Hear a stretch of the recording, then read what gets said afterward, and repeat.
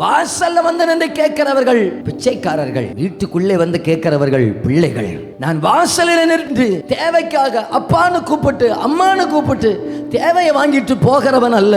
என்ன தேவை இருந்தாலும் தேவை இல்லாவிட்டாலும் அப்பாவுக்கு பக்கத்தில் இருக்கிறது தான் உண்மையாக பிள்ளை. தேவைக்காக ஜெபிக்கிறவர்கள் அல்ல.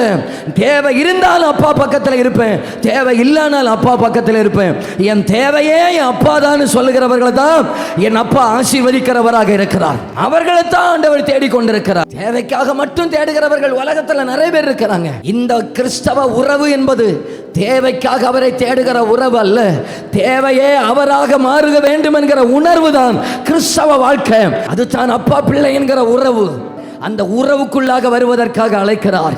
அப்பா பக்கத்துல மட்டும் இருக்கிறத விட்டு விலகிடாதீங்க. தேவைக்காக மட்டும் அப்பாவை தேடுறவங்களா இருக்காதீங்க. தேவைனாலும் தேடுவேன், தேவை இல்லைனாலும் தேடுவேன். இன்னும் சொல்ல போனா என் தேவையெல்லாம் பூர்த்தியா இருக்கும் போது இன்னும் அவரை ஆராதிக்க அவர் விருப்பமுடையவராக இருக்கிறார். எல்லாம் சம்பூரணமாக இருக்கையில் நான் அவரை இன்னும் அதிகமாய் தேடுவேன், இன்னும் அதிகமாய் ஆராதிப்பேன். ஏன்?